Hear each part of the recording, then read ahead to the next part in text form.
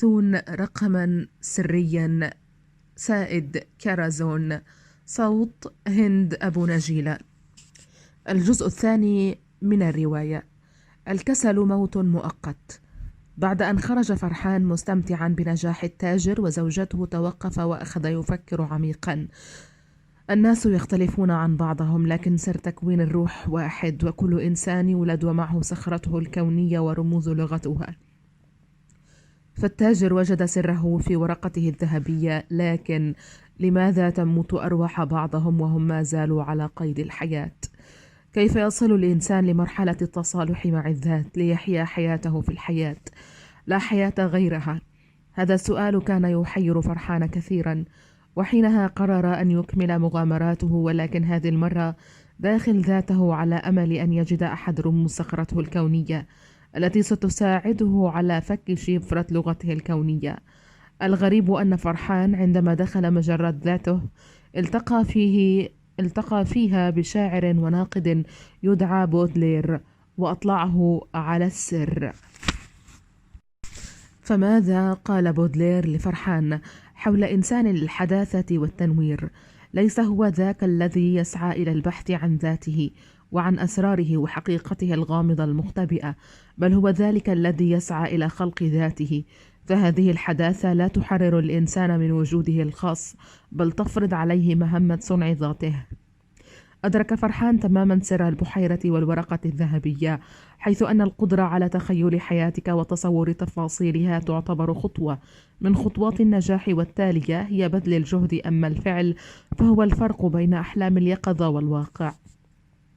وعندما كان أحدهم يسأل فرحان عن سر الحياة والحيوية، كان يجيبه قائلا: نموذجان لحياة أفضل، الحمار إذا أخذنا منه ميزة القوة، والنملة إذا أخذنا منها الذكاء والمثابرة. حينها يتكون لدينا بشري مميز. أصبح فرحان في 25 من عمره. خياله كان واسعا ويمتلك قدرة مميزة على التخطيط للمستقبل، وحينها كان يحلم لعائلة بحياة أفضل، باحثا عن تقنيات ووسائل تخلص إخواته وإخوانه من حياة الضعف. فكم كان يكره الظلم والاستعباد والطبقية، ومن أي شخص يقلل من احترامه أو احترامهم. لفرحان 8 أخوة غيره، 4 فتيات هن ضحكة وهي الكبرى، وعبلة وصباح وشادية، و4 أولاد وهم حمودة وشادي وعماد، وآخر العنقود كان مهران. دائما في واقع عائلاتنا الشرقية يكون الابن البكر هو المسؤول عن كل شيء، وهو صاحب الحظ الأكبر في الحصول على الحنان والحب. وفرحان كان نموذجا لإخوته، فإما أن يأخذهم إلى السماء ويرتقي بحياته ومستقبلهم، أو أن يسقطهم في حفرة عميقة. لطالما كان فرحان يتخيل دور كل فرد من أفراد عائلته ومنصبه، إلا أنه أراد لكل واحد فيهم أن يخوض بنفسه مغامرة الحياة، فلا طعم لها عندما تكون تفاصيل الأشياء فيها مرتبة وجاهزة. ضحكة وعبلة أكملنا تعليمهم الجامعي وتزوجنا وأنجبنا أطفالا في غاية الجمال. وصباح قررت أن تدرس في جامعة بيرزيت في كلية الحقوق، فعلى الرغم من أنها كانت تعتمد في بداية حياتها الجامعية على فرحان ليوفر لها جزءا من قسطها الجامعي، إلا أنها مع الوقت وبعد مرورها في عواصف من الأخطاء الحياتية تعلمت بالتجربة كيف ترى الأشياء بصور مختلفة، وكيف أن حربها لإثبات قدرتها لن تكون في تفاصيل تلك الأمور الشكلية، فقد باتت تحدد نقاط التحول المصيرية والمحورية، لا تلك المعارك المظهرية التي كانت تستنزف قواها. فقد صارت فتاة قوية وعصامية تخلق الظروف باحثة عن طرق للعمل وإثبات الذات. أما شادية فقد بدأت بتعلم العزف على آلة الفلوت وبقراءة الروايات العظيمة في مرحلة مبكرة من عمرها لتسير في عالم الكتابة، وما زالت مستمرة.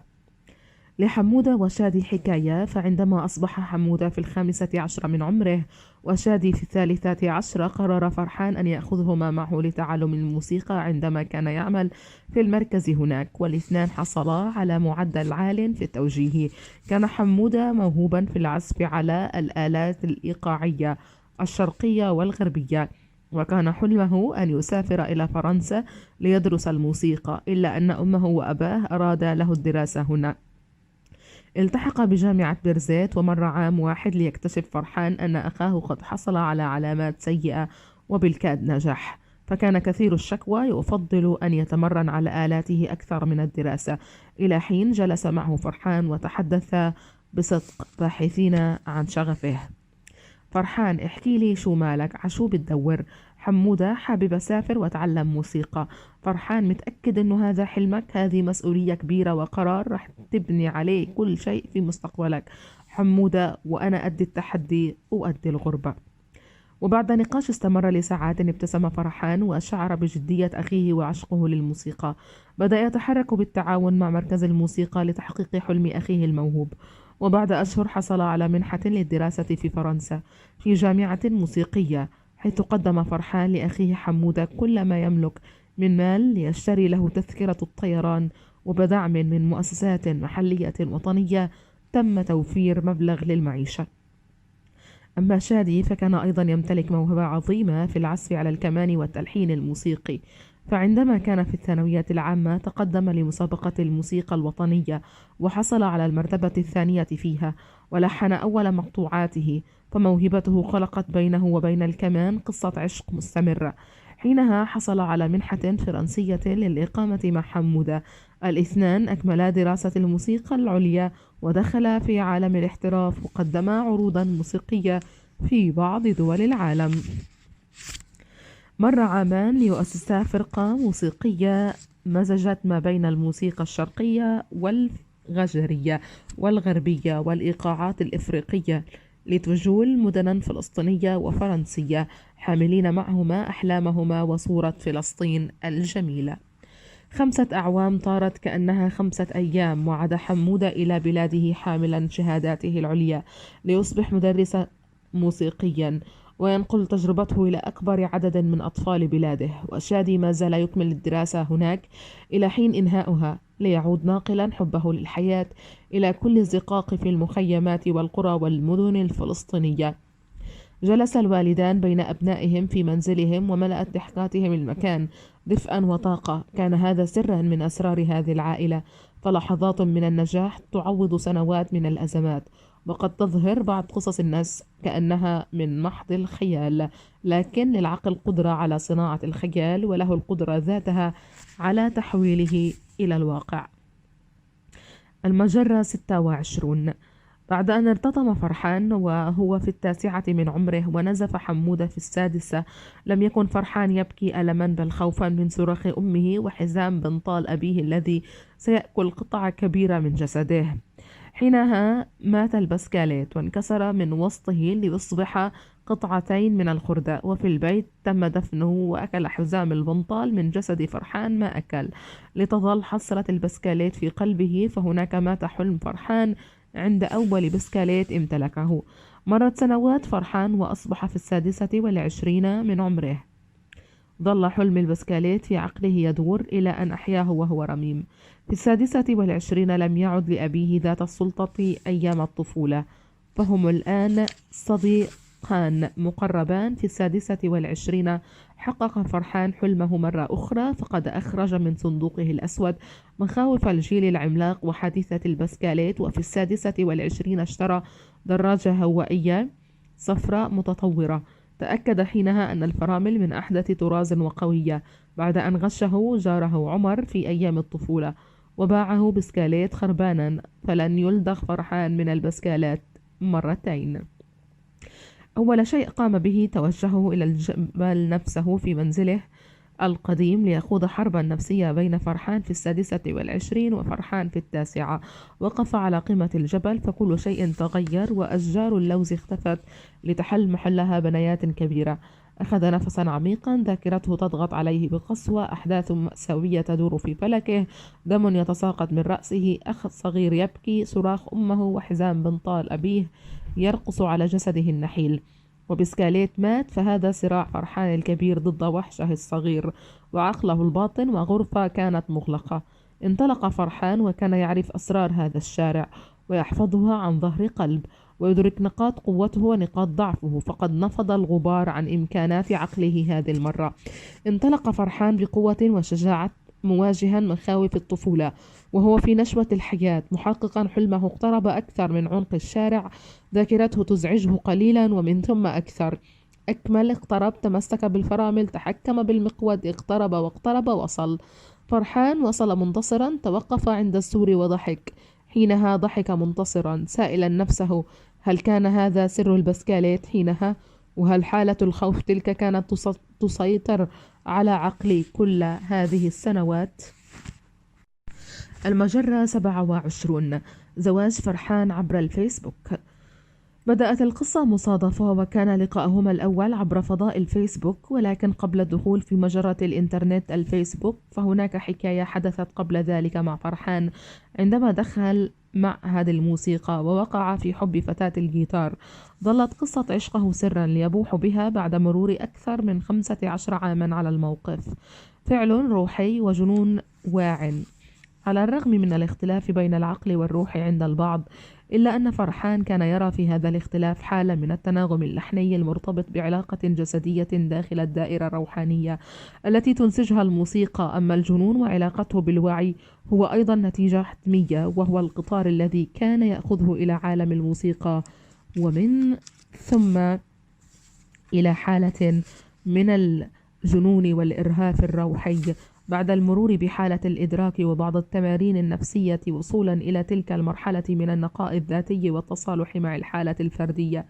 فبينما كان طالبا مشاغبا كسولا في المرحلة الابتدائية، كان يعتبر حينها الأول على الصف من الآخر. في كل عام كان يحطم الرقم القياسي من حيث عدد المواد التي يحملها على ظهره: الرياضيات والإنجليزية واللغة العربية ومادة العلوم، إلا أنه كان مميزا في مادتين: الرياضة والفنون. كانت كلمة ولده الشهير يعني مصاري وعندك، حياة محترمة وعندك كل شيء موفر لك، شو ناقصك تتصبر بني آدم، تتصير بني آدم. وهو يقول في عقله احفظتها يابا هالاسطوانة الأم كلثومية. وعلى هذه الشاكلة دارت الأيام حتى جاء قرار والده بتعليمه الموسيقى. قرر والده تعليمه الموسيقى، وظل فرحان يذكر كلامه: خلاص خلينا ندرس هالولد موسيقى ويعزف عود معي في الفرقة ويفلح بشغله بحياته. ومن ثم قام بشراء العود لفرحان ليلتحق بالمعهد الموسيقي في رام الله. في تلك اللحظة سعادة فرحان شملت العالم بأسره، ليس حبا بالموسيقى فقط بل حبا بلقاء الفتيات الجميلات هناك أيضا. على الرغم من صغر سنه فهو لا يرى إلا الذكور في مدرسته. عند دخوله المعهد بدأت حكاية الإعجاب عندما شاهد فتاة الجيتار حينها. حكاية غرام بين العود والجيتار. مرت 3 أشهر على إعجابه بطالبة المعهد الجميلة، وفرحان أصبح الطالب المهذب والمجتهد والملتزم بالوقت ومواعيد التمارين، والفضل يعود لصاحبة الجيتار. كان يكتفي بالنظر إليها وهي تبتسم. مر الوقت، وفي إحدى المرات تحركت من جانبه وضربت العود بجيتارها. حينها خرج قلب فرحان من صدره راقصا على ضرب وتر العود، وبكل عفوية ذهب ظنه إلى أنها معجبة به. حمل جسده الطفولي بعد نهاية الدرس متجها نحوها ليعترف بإعجابه لها. وصل، وقف ليصفر ويحمر ويخضر وجهه. هي ضحكت، هو أصبح في السماء وكانت أطول منه بقليل. هي قديش عمرك؟ هو بابتسامة عريضة وصريحة: 10.5. ضحكت وضحك فرحان: هي أنا عمري 15 سنة. كشر فرحان ولم يضحك. دخل في حالة من الإحباط، وخياله تدحرج عن الدرج وسقط بسرعة كحبات مشمش هرمت، فالفتاة تكبره سنا. وعلى الرغم من ذلك إلا أنه لم ينكر أنها كانت أحد أسباب حبه للموسيقى. استمر فرحان بالسباحة على أمواج الموسيقى والنوتات والمقامات الشرقية. فمن جهة تحتاج الموسيقى إلى التركيز الذهني والسرعة في تحويل الإشارة إلى حركة لتخرج صوتا من الوتر بحرية متناغمة عبر نقل الأصابع بليونة على الأوتار، وكأنك تدلك ظهر فتاة شقراء بشاعرية، فأظافرك تمر على شعرها وتلامس عرق ظهرها المتسلل إلى أجزاء أخرى أكثر جمالا وحساسية في جسدها. بعد دخول هذه المجزرة الفنية أدرك فرحان أبعادا أخرى لمفهوم التعامل والتواصل مع المحيط البشري ومع المدرسين والأصدقاء والحبيبة ومع الحياة. فقد بات ينظر إليها بطاقة إيجابية وحيوية وواقعية. فالموسيقى هي السر والعنصر الأساس الذي حمله إلى التوجيه كي يتخرج بمعدل امتياز، ومن ثم الجامعة وعالم الصحافة والإعلام. كان هذا حب الطفولة، وبعد مرور أيام وسنوات ظهر الفيسبوك وجذب عقول وقلوب ملايين سكان مجرة الأرض. كان لفرحان صفحة فيسبوك، وكان في كل صباح وقبل النوم ينشر مقطوعات موسيقية جذابة ليمتع قلبه وليفرح قلوب الآخرين. بعد أشهر من دخوله مجرة الفيسبوك شاهد منشورا لفتاة كان عبارة عن واحدة من أجمل المقطوعات الموسيقية التي أحبها فرحان، وعلى الفور إرسال طلب صداقة لها ليتابعها عن قرب وليستمتع بكل المقطوعات التي تنشرها عبر صفحتها الفيسبوكية. كان اسمها نهاوند. لهما ذوق موسيقي مشترك، وحبهما للموسيقى دفعهما لتبادلها، فتارة هو يرسل لها مقطوعة موسيقية لا تعرفها، وتارة هي من يرسل. فرحان: صباح الخير مع ابتسامة. نهاوند: صباح النور مع ابتسامة. فرحان: بحب الموسيقى اللي بتنزليها، ذوقك رائع مع ابتسامة. نهاوند: شكرا إلك، وأنا كمان بحب الموسيقى اللي بتنزلها أنت كمان مع ابتسامة. وظل الاثنان يتبادلان الرسائل والموسيقى لأشهر. كان فرحان يراقبها فيسبوكيا ويستمتع بكل شيء تنشره، وهي أيضا تستمتع بما ينشره. تطور الحديث بينهما شيئا فشيئا، ودخلا في نقاشات كثيرة، منها فلسفية حول الحياة ومنها حول الثقافة العامة، ليذهب الحديث إلى مساحات أكثر شخصية. اكتشف فرحان أنها من مدينة طمرة في الخليل الفلسطيني، وهذا يعني أن بينهما جدار فاصل له مئات العيون وأجهزة المراقبة. فهو من الضفة الغربية، وهي من الأراضي الفلسطينية المحتلة عام 48. هو يحمل الهوية الخضراء والجنسية الفلسطينية، وهي تحمل الهوية الزرقاء والجنسية الإسرائيلية. هو وهي وهو. فهناك أفكار وصور نمطية بدأت تأخذ عقله وعقلها لتنشر الخوف في قلبيهما. وفجأة اختفت نهاوند. يرسل لها فرحان رسائل كثيرة من دون رد. ينتظر بصبر، فجسده في كل مكان وذهنه مع نهاوند. مر أسبوع وأكثر لتصله رسالة منها مباشرة. قفز إلى جهازه وقرأها لتخبره أنها سافرت إلى مدينة أخرى لعدة أيام، واعتذرت له كثيرا. مرت أشهر على هذه الصداقة، وبدأ الطرفان يدخلان في تفاصيل شخصية أكثر دقة، إلى حين قررا أن يلتقيا. كانت هي المرة الأولى والأخيرة التي دخل فيها فرحان إلى حيفا تهريبا مع صديقة فنانة، فكم كان يعشق المغامرات، ولكن هذه المرة إلى مجرة خارج فضائه المعتاد. كان فرحان جالسا في المطعم ينتظر دخول نهاوند، ويرتب ثيابه، جالسا بأدب ينتظر هذه اللحظة التاريخية المفصلية. دخلت نهاوند، نظر إليها وظل ينظر لتسرقه ذاكرته بسرعة الضوء، مستذكرا ألقاب أولاد الجيران وأولاد صفه بالخجول والهبيلة، ومن ثم خجله من فتاة الجيتار. وحينها بدأ عرقه يتصبب مجددا. وصلت ووقف فرحان ومد يده. كان وجهها أحمر كحبة رمان صغيرة.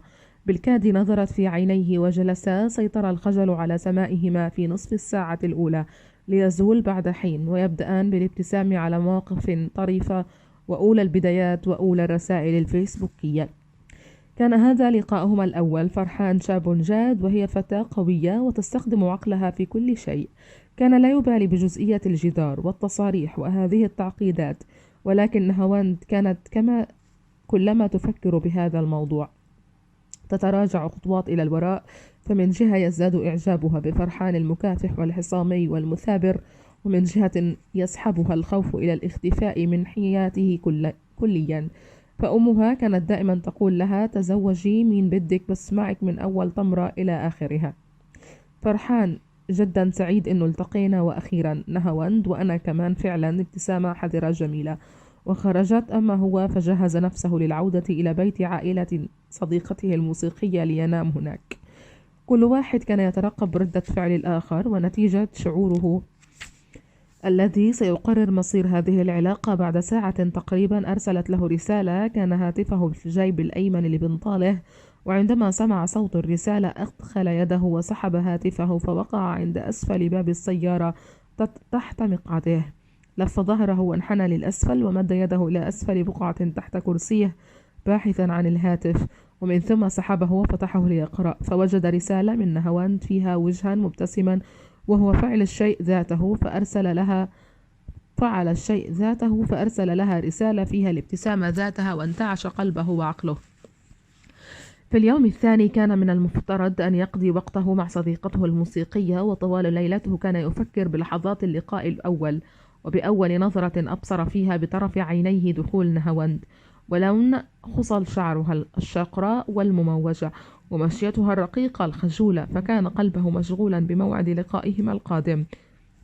وبغصة المسافة كان مقهورا من الوقت وكأنه عدو. كان يقطع دقائق وقته مع نهاوند بسكينة حادة وبسرعة دون رحمة، فأراد أن يتوقف الزمن هناك ليستغل كل لحظة في التعرف عليها والتدقيق في تفاصيل شخصيتها، محاولا تجميع مشاعر الانطباع الأول في غرفته الخاصة وخياله. في تلك اللحظة وقعت حادثة كونية، وتدخل القدر ليشبع رغبة فرحان الجامحة بلقائها من جديد دون الانتظار إلى فرصة أخرى قد تمتد لأشهر طويلة. فقد تدخلت الحادثة وخلقت قوى كونية ثلاثة: القدر وإشعاعات الصخرة الكونية وسر القوة الذهنية لتجمع بينه وبين نهاوند. حينها أصدرت هذه القوى الثلاث العظمى شعاعا ضوئيا اخترق جسد صديقته وأشعرها بالمرض والإرهاق والنعاس، ليستغل فرحان هذه الهدية الكونية ويلتقي بنهاوند مرة أخرى. فهذا ما رسمته قوة عقله الذهنية مسبقا وساعات تفكيره ليلا بعد لقائه الأول بها. صباحا قالت له صديقته فرحان: أنا أشعر بالمرض ورأسي سوف ينفجر ألما. فقال لها فرحان: ألف سلامة عليك، لا تقلقي أبدا، خذي قسطا من الراحة وأنا سوف أخرج لأعود مساء إلى بيتي. وعلى الفور اتصل فرحان بنهاوند وسألها: بتحبي نلتقي ونتحدث أكثر؟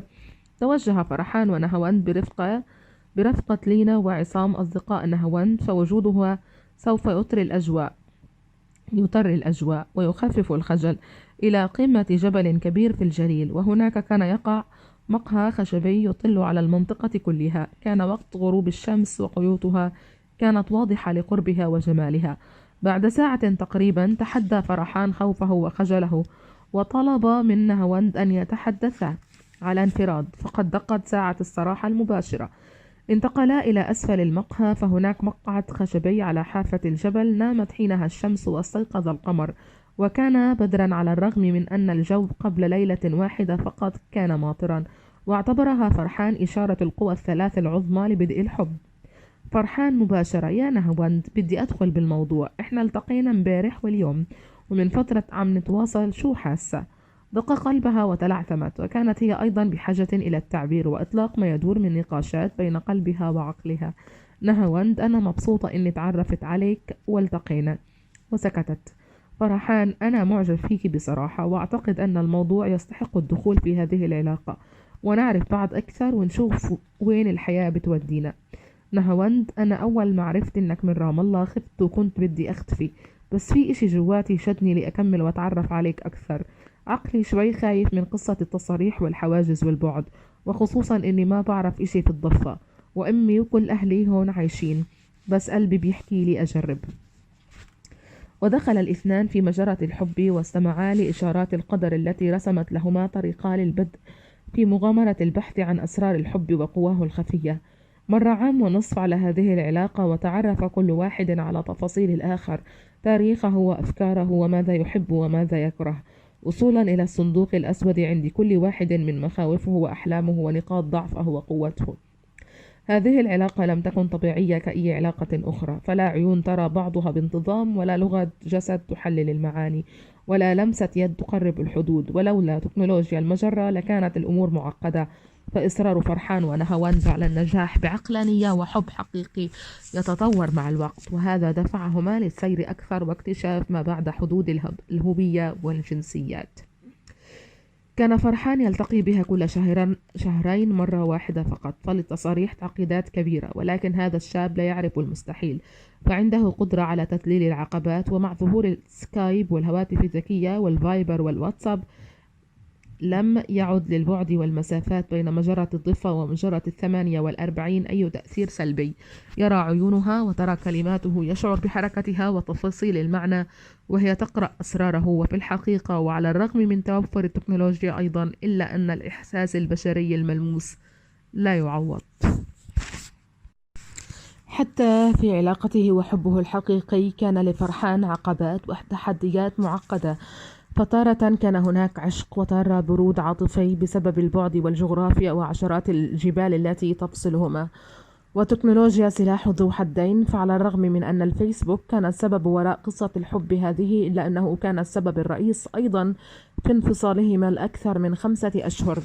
فبعد مرور أكثر من 2 على العلاقة وارتقاء مستوى الحب، دبت الغيرة في قلبيهما. فإذا كتبت إحدى معجبات فرحان تعليقا له أصابتها الغيرة، وإذا تواصلت نهاوند بحميمية مع أحد أصدقائها أصابته هو ليشعل الفيسبوك نار الغيرة. والبعد زاد الطين بلة، فلو كان الاثنان يلتقيان بشكل مستمر وبوتيرة متقاربة لما كان لهذه الغيرة التأثير السلبي ذاته. وهناك إشكالية أخرى أيضا أكثر تعقيدا من الغيرة الفيسبوكية ومن المسافات والتصاريح. فعندما تعرف فرحان بنهاوند، علم أن والدها قد مات بمرض السرطان قبل أعوام، وأنها آخر العنقود لعائلة صغيرة مكونة من أخوين وأخت واحدة. أدرك أنها الفتاة المقربة لأمها، وهذا يعني أن والدتها كانت ترسم على زواج تمراوي لابنتها المدللة. وعندما علمت بقصة الحب وأن فرحان يريد طلب الزواج من ابنتها، رفضت رفضا قاطعا لتبدأ بالبكاء خوفا.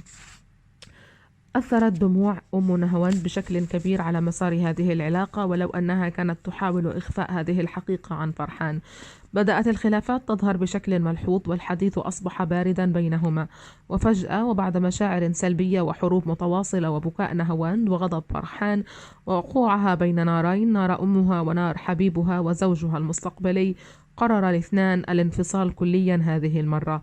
قبل ذلك كانا ينفصلان لأيام قليلة ويعود الحب ليسيطر على الأجواء من جديد بذكرياته الجميلة، ولكنهما في هذه المرة وصلا إلى مجرة مغلقة، فالعلاقة انتهت. مرت الأشهر كأنها سنوات 7 عجاف، لا مطر ولا حياة ولا موز ولا حليب ولا بسكاليت أزرق ولا موسيقى. حاول كل واحد أن يعيش حياته وأن يضحك من نفسه. هي سافرت في جولة سياحية إلى مدن أوروبية، وهو اشترى دراجته الصفراء ليفرغ طاقته السلبية فيها أيضا، محاولا أن يصل إلى نقطة الضعف السوداء التي خلقت المشاكل. حاول أكثر من مرة التواصل مع نهاوند بعد مرور شهر من الانقطاع، لكن عقلها كان عبارة عن صخرة مغلقة لا أرقام سرية فيها. حاول فرحان أن يستخدم قوته السحرية في الكشف عن أسرار المجرات، ولكنه فشل مرتين حتى بعد أن ذهب إلى حيفا ليراها، لكنها لم تأتي، وحينها قرر الاختفاء من حياتها غاضبا. فهذه المرة الأولى التي يغضب بجنون. بعد عودة نهاوند من السفر وشعورها بالراحة وحصولها على مساحتها الخاصة، بدأت تشعر بالحنين له وللذكريات. لقد اختفى فرحان كليا من حياتها، فعلى ما يبدو أنها بدأت تشعر بغيابه، فقد كان حنونا جدا معها، لطيفا على الرغم من عناده وغيرته الزائدة في تلك الفترة التي حصرتها في أضيق المساحات الشخصية وفي مجرات فرحان وصندوقه الأسود. كانت تراقب حسابه الفيسبوكي من خلال اسم مزور، فعدد أصدقاء فرحان الفيسبوكيين كثر ولم يدرك ذلك، إلى حين وقعت الواقعة التي غيرت كل شيء. إن للفتاة قدرة على الاستشعار عن بعد بخطوات حبيبها، فقد شعرت نهاوند من اقتراب فرحان من الدخول في علاقة جديدة مع فتاة، فإن للفراغ العاطفي ثغراته، وجن جنونها وحاولت التواصل معه لكنه رفض. تتقرب منه بأي طريقة وهو يرفض، وفي إحدى المرات أرسلت له رسالة تأثر بها. فمهما كان الإنسان غاضبا، إلا أن الحب الحقيقي أقوى من كل أنواع السحر والشعوذة والحدود والإشكاليات. وعندما يكون حبا عقلانيا سيكون هو الحل لكل المشاكل. وعندئذ اكتشف فرحان سر هذه المجرة، بأن الأنا العليا والإيجو هما أساس صراع العقل الواعي واللاواعي ومسبب للكوارث الكونية. وأدرك أن قوة الطاقة وجاذبية الإنسان تكمن في المرحلة التي يبني فيها التوازن السليم بين الإيجو والأنا العليا. مر الوقت بسرعة وعاد الحب إلى مكانه بقوة، ومع دروس مستفادة له ولها وبداية جديدة. فالحب إما أن ينمو ويكبر أو يذبل ويموت مع الوقت. حبهما أصبح جاهزا لخطوة الخطبة. مرت 3 سنوات، وبعد أن وضعت نهاوند أمها تحت الأمر الواقع وإرادتها القوية، تقرر موعد زيارة أهل فرحان الرسمية. وفي قلب أمها حتى هذه اللحظة حسرة وألم فراق على وشك أن يبدأ. تقرر موعد زيارة أهل فرحان للتعرف على عائلة نهاوند والتقدم لخطبتها رسميا. كانت جلسة عائلية جميلة ليشعر فرحان ونهاوند بنشوة الانتصار. فأم نهاوند كانت سعيدة بهذا اللقاء، وأحبت عائلة فرحان وتحديدا أمه. الأم شيء مهم، فإذا كانت إنسانة لطيفة فهذا يعني أن الفتاة أيد أمينة. مر الوقت بسرعة، وبعد غداء سمك طازج وضحكات وراحة نفسية سكت الحضور، وتوقف أبو فرحان قائلا: إحنا حبيناكم وأنتم جماعة محترمين ولكم اسم كبير وسمعة طيبة. بشرفنا نطلب إيد بنتكم لبنى فرحان. بتعرفوا بودنا نيجي كل يوم عندكم ونعمل زيارات، وأمانة الله إنه بنتشرف فيكم لأنه حبيناكم، فاطيبونا للطيبات. ولكن هيك الظروف، يعني إحنا نكون صريحين، هو وهي متفقين وبيحبوا بعض. إحنا جايين هون لنبارك وندعمهم، هم أحرار في المستقبل، وإن شاء الله بدوم هالحب وهالنسب الطيب. كان كلامه خطابا تاريخيا أحبه الجميع، وقرأوا الفاتحة. في شهر أيلول من عام 2013 تقرر موعد الخطبة وختم الكتاب. توجه فرحان لتقديم التصاريح له ولوالديه ولزوج أخته ولأخواته، فحمودة وشادي كانا في فرنسا، وعائلة نهاوند كانت تنتظر التأكيد. فالأمر كله مرتبط بموافقة جندي إسرائيلي محتل واحد. فرحان ونهاوند على أعصابهما والتوتر يزيد، وأمها تحاول إخفاء توترها أيضا. ظل يومان فقط على موعد كتب الكتاب. جهز فرحان كل ما يلزم من أوراق ووثائق. نفض صبره وتوجه إلى الارتباط المدني ليسأل عن التصاريح، وحصل على الإجابة التالية: حصل أبوك وعبلة وزوجها على التصاريح، ورفضوك أنت وأمك وضحكة وشادية. ليش وشو السبب؟ لأنها فترة أعياد اليهود وبيمنعوا كل أنواع التصاريح إلا العلاج. كثور هائج خرج الدخان من أنفه، وفي نفس اللحظة لم يستسلم وقدم من جديد ليأتيه أيضا الرفض للمرة الثانية. وضعت نهاوند في موقف محرج أمام أمها وإخوانها، إلا أنهما رفضا تماما فكرة الاستسلام، وقررا أن يتم تأجيل الموعد إلى حين انتهاء أعياد اليهود. وبعد شهر تقريبا تقرر الموعد الجديد، وحينها حصل الجميع على التصاريح. اشتروا الهدايا والحلويات، ولبس فرحان بدلة العريس وتوجهوا إلى حاجز قلنديا. بدأ فرحان يتصبب عرقا ويحك رأسه ورقبته، فطار ينظر للأعلى وطار للأسفل ومن ثم إلى اليمين واليسار، وأحيانا يحدق بالجنود ويشد على معصمه، وبالكاد يخرج هواء بطنه من بين أسنانه المرصوصة كجندي ينتظر إشارة الحرب، محاولا صناعة الصبر حينها، فالهدف أهم من تلك اللحظات المقرفة. مات ألف مرة على هذا الحاجز عندما احمرت عيونه وهو يشاهد أمه وأباه يحاولان بصعوبة إدخال الهدايا وأطباق الحلويات عبر المعاطة ونقطة التفتيش. دخل الكل بعد أن شلحوا كل شيء يزعج تلك المعاطة، وخضعوا لساعة تفتيش على الحاجز. ولكن إصرار فرحان ودعم عائلته وحب نهاوند كانت كلها عوامل تدفعه لتحقيق حلمه والزواج من فتاة أحلامه. وصلوا إلى تمرة ليتم استقبالهم أجمل استقبال، وبدأت الضحكات تعلو في أجواء بيت نهاوند. ودخل الشيخ ومعه دفتر السجلات، وتمت العملية، وقع فرحان ونهاوند ليصبحا زوجين على سنة الله ورسوله. وحينها سحب الاثنان نفسا عميقا من أعمق بقعة في قلبيهما، فإشارات القوى الثلاثة العظمى تحققت، وتزوجا بعد عام، وصمما عرسا خاصا ومميزا يشبههما. وباتت كل الصعاب، تحديات الحواجز والتصاريح، عبارة عن ذكريات يضحكون منها عندما يجلسون ليلا في بيتهم المليء بالورد والألوان. صار فرحان المحبوب الأول لأم نهاوند وإخوتها، فقد حصل على ثقتهم وحبهم واحترامهم، لتنظر نهاوند إلى كل سنواتها ال4 مبتسمة. فمن هنا بدأت حكاية الحياة.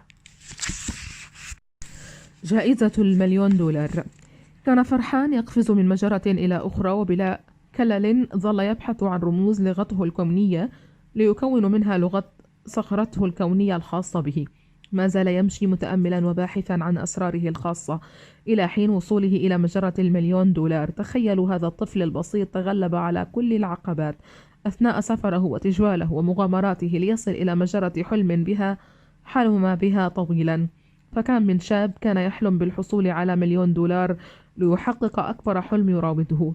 فبعد أن عجن فرحان نفسه في كل تجربة وشرب ماء الصخر باحثا عن أسرار شغفه، حدثت صاعقة وضربت مجرته القديمة وفجرتها لتحرر عقله من أي قيود سوداوية وتطلق العنان له في مساحة فضائية أكبر لتتسع حجم أحلامه الكونية وتدخله في مجرة الأحلام. كان دائما يحلم بأنه يقف على مسرح ضخم والناس تصفق له احتراما لإنجازاته، وهذا الحلم كان يراوده يوميا وهو الذي دفعه لتحويله إلى واقع. مع نهاية العام 2012 أثناء إقامته في ألمانيا لمدة 3 أشهر كتب فكرة مشروعه الجديد ظل يعمل عليها لأكثر من عام. ومع بداية العام 2014 قرأ إعلانا عن جائزة لمسابقة عالمية كبرى. كان هذا الفتى لا يخاف التحدي، يحلم ويعمل، يخطط ويفعل. قرأ كل متطلبات الجائزة المعقدة وقدم كل ما يلزم من أوراق وشهادات تدعيما لفكرته ومشروعه الكبير. من جهة أخرى كان يقول في نفسه أثناء الكتابة: هذه مسابقة على مستوى العالم كله، من أنا لأربح أو حتى أن يتم اختياري؟ وهناك صوت آخر يقول له: يا فرحان، أين هي أسرار قوتك الذهنية والطاقة وشغفك؟ ودائما أصوات التشجيع والطاقة وقوة البحث عن النجاح ومحاربة الفشل والضعف والبكاء كانت تفوز. الجزء الثاني: سائد كرزون، الحياة قبل الحياة. كان سره الأول هو لغة كونية تحمل رموزا وشفرة معقدة. كانت تلك هي لغة الحوار السرية بينهما آنذاك، والرابط العجيب بين مجرته وكوكبها الأرضي. لكن وفي أثناء الولادة وعملية نقل أجزاء روحه الكاملة منها وإليه انبثقت رموز هذه اللغة وتبعثرت جراء الطاقة الكونية التي خرجت أثناء خروجه، وحينها اختفى كل رمز في صخرة كونية ما. فلن يكون بمقدور أي مخلوق إيجاد هذه الرموز وتحليل لغتها إلا هو. ولو بعد حين مولودها الأول خرج ومعه صخوره الكونية المنبثقة، ومهمته تكمن في البحث عن أسرارها، ففيها يكمن سره الأعظم. فهل سينجح في إيجادها؟